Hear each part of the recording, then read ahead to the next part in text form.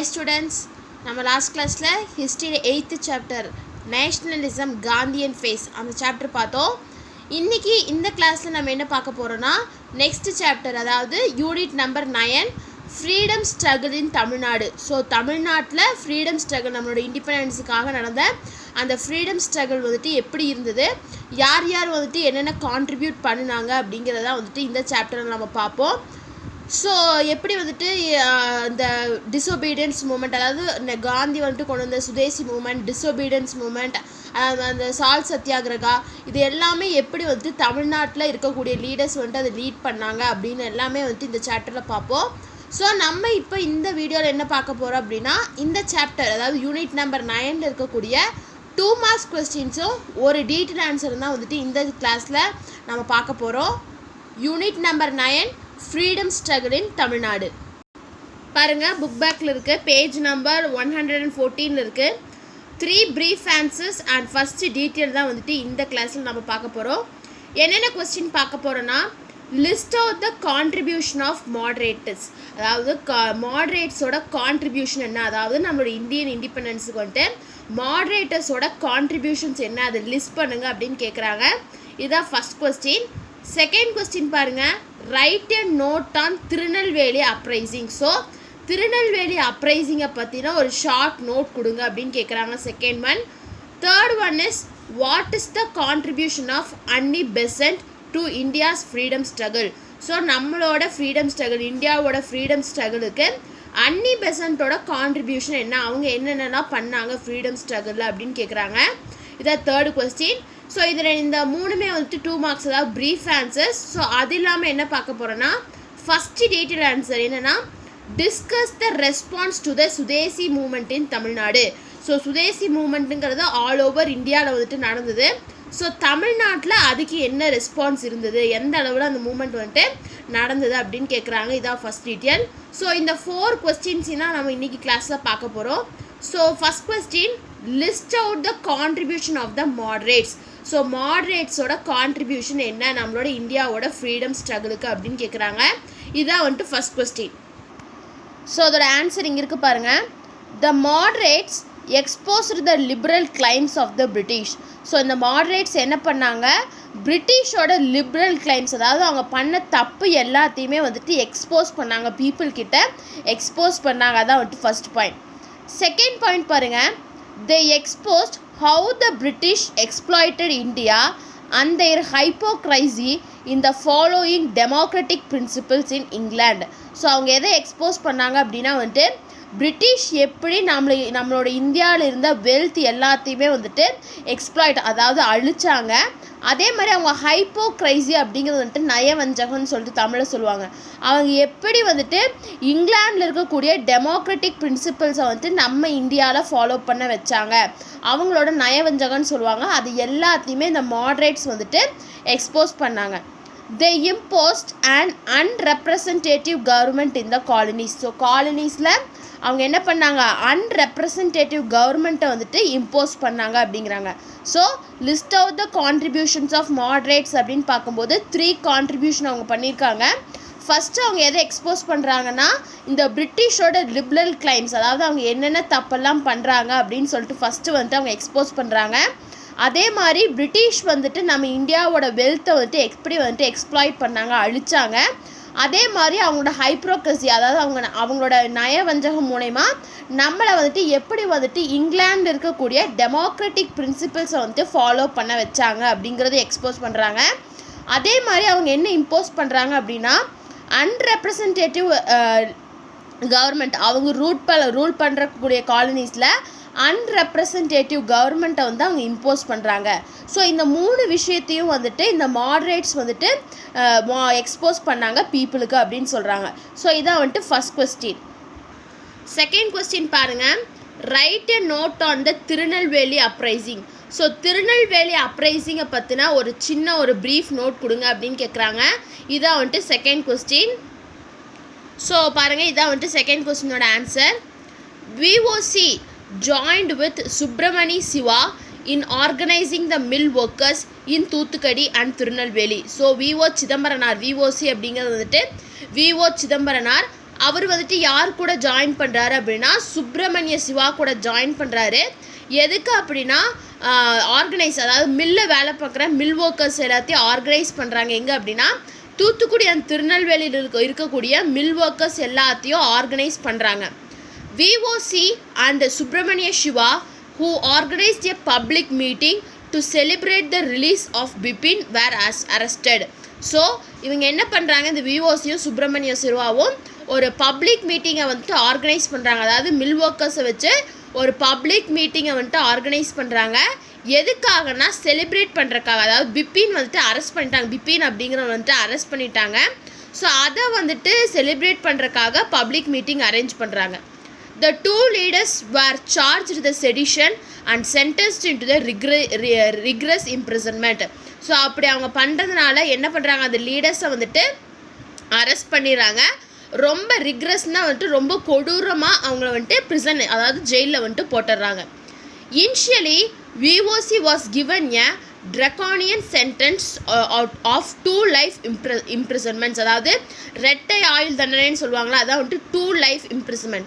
So VOCக்கு ஸ்டார்டிங்கில் என்ன சொல்கிறாங்க அப்படின்னா, என்ன கொடுக்குறாங்கன்னா ட்ரெக்கோனியன் அப்படின்னா வந்துட்டு ரொம்ப கொடூரமான ஒரு இதை கொடுக்குறாங்க. அதான் வந்துட்டு இரட்டை ஆயுள் தண்டனை, 2 life imprisonments. The news of the arrest sparked riots in Tirunelveli, leading to the burning down of police station, court building and municipal office. So அவரை அரெஸ்ட் பண்ண நியூஸ் வந்துட்டு திருநெல்வேலி ஃபுல்லாக வந்துட்டு ஸ்ப்ரெட் ஆகுது.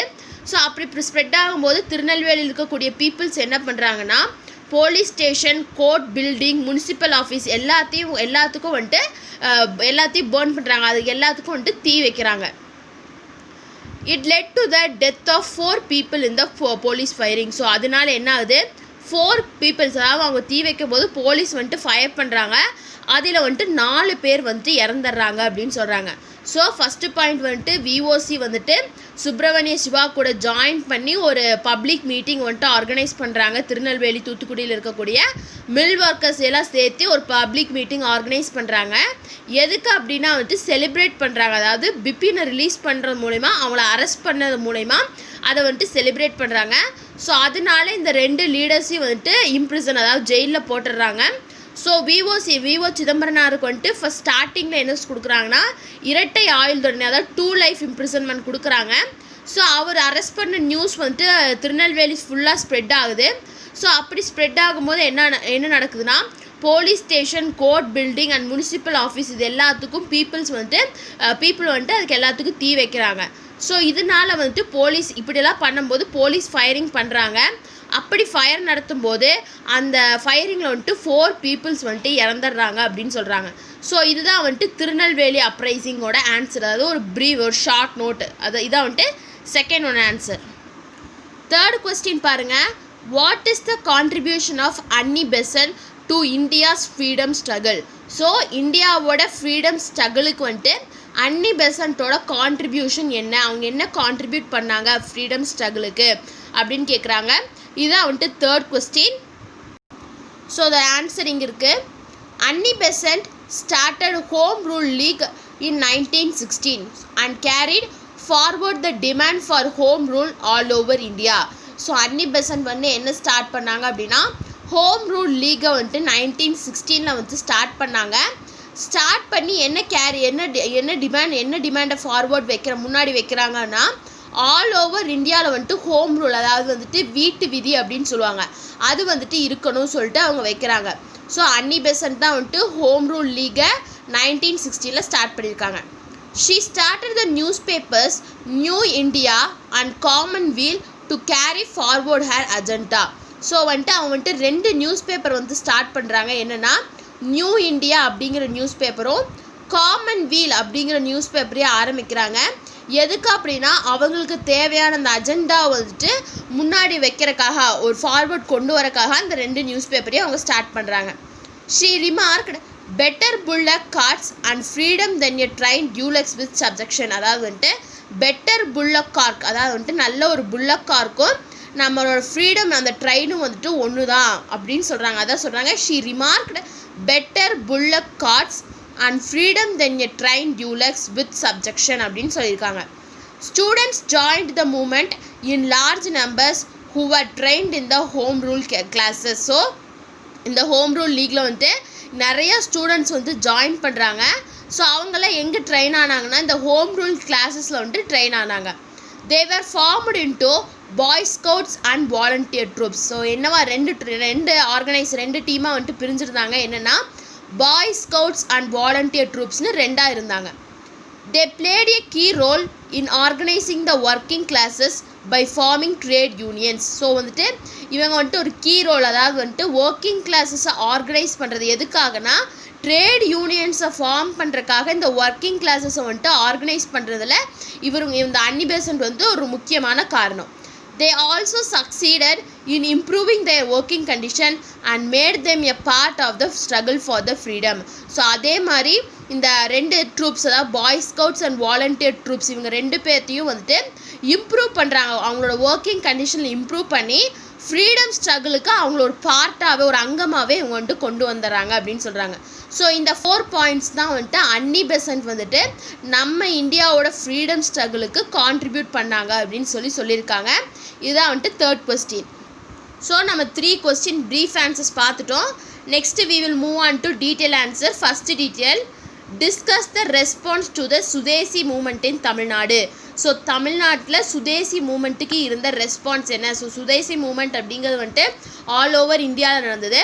பட் ஆனால் தமிழ்நாட்டில் அதுக்கு என்ன ரெஸ்பான்ஸ் இருந்தது, என்ன வரவேற்பு இருந்தது அப்படின்னு கேட்குறாங்க. இதான் வந்துட்டு ஃபஸ்ட் கொஸ்டின். இந்த டீட்டெயில் பார்க்கலாம் பாருங்கள். அதோட answer, swadeshi movement. The partition of Bengal in 1905 lead to the Sudesi movement and changed the course of the struggle for freedom. So பெங்காலோட பார்ட்டிஷன்னால தான் வந்துட்டு சுதேசி மூமெண்ட் அப்படிங்கிற ஒன்றே ஸ்டார்ட் ஆச்சு. அது எதை சேஞ்ச் பண்ணுச்சுன்னா நம்மளோட ஸ்ட்ரகிள், நம்மளோட ஃப்ரீடத்துக்காக நம்ம பண்ண ஸ்ட்ரகிளோட கோர்ஸை வந்துட்டு அப்படியே ட்ரான்ஸ்ஃபார்ம் பண்ணுச்சு. The Swadeshi movement made a deep impact in Tamil Nadu. So இந்த சுதேசி மூமெண்ட் வந்து நம்ம தமிழ்நாட்டில் ஒரு டீப் இம்பேக்ட், ஒரு நல்ல ஒரு எஃபெக்டை வந்துட்டு கொடுத்தது. The Congress carried a vigorous campaign for boycott of foreign goods. அதாவது வந்துட்டு இந்த காங்கிரஸ் என்ன பண்ணுறாங்கன்னா ஒரு விக்ரஸ் கேம்பெயினை வந்துட்டு கேரி பண்ணுறாங்க. எதுக்கு அப்படின்னா இந்த ஃபாரின் குட்ஸை வந்துட்டு நாங்கள் வந்துட்டு புறக்கணிக்கிறோம், நாங்கள் வந்துட்டு இதை எடுத்துக்க மாட்டோம் அப்படிங்கிறத வந்துட்டு பாய்காட், அதாவது ஒத்துக்காமல் எதிராக இருக்கிறது, புறக்கணிக்கிறதா வந்துட்டு பாய்காட். ஸோ அந்த ஃபாரின் குட்ஸை வந்துட்டு எல்லாருமே புறக்கணிக்கிறாங்க. ஸோ சுதேசி மூமெண்ட் அப்படிங்கிறது வந்துட்டு பெங்கால் பார்ட்டிஷன் நடந்தனால தான் 1905 சுதேசி மூமெண்ட் அப்படிங்கிறது ஸ்டார்ட் ஆச்சு. இந்த சுதேசி மூமெண்ட் வந்துட்டு நம்மளோட ஃப்ரீடம் ஸ்ட்ரகிளில் வந்துட்டு இருக்கக்கூடிய கோர்ஸை வந்துட்டு அப்படியே மாற்றி அமைச்சது. ஸோ இந்த சுதேசி மூமெண்ட்டோட இம்பேக்ட் வந்துட்டு நம்ம தமிழ்நாட்டில் ரொம்ப டீப்பாகவே இருந்தது.